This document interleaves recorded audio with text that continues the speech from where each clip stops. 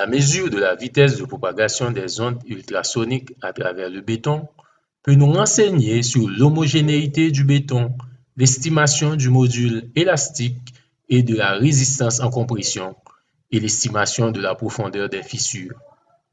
Généralement, la relation entre la vitesse de propagation des ultrasons et la résistance peut être établie.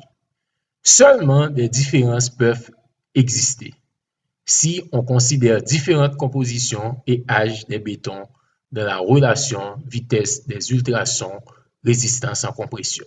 Les ultrasons peuvent être influencés par des propriétés des bétons qui n'affectent pas la résistance en compression au même degré. Les essais de laboratoire ont concerné les mesures des vitesses des ultrasons à travers des éprouvettes cylindriques. Pour réaliser l'essai de propagation d'ondes, on doit tout d'abord peser les éprouvettes sur une balance et noter le poids obtenu. Puis vérifier si les éprouvettes sont endommagées. Prendre la dimension des éprouvettes.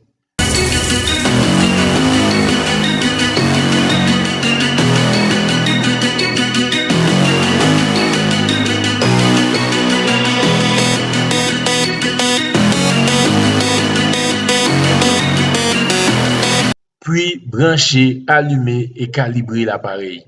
Ensuite, appliquer un peu de gel sur la face du transducteur avec une spatule afin de combler les vides sur la surface de l'éprouvette. Ensuite, on doit nettoyer la surface des éprouvettes, sélectionner la mesure de base, ensuite entrer la longueur du trajet et démarrer la mesure.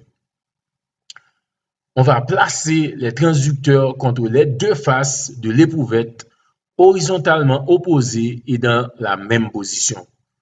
Puis soutenir bien les transducteurs l'un contre l'autre sans mouvementer l'éprouvette.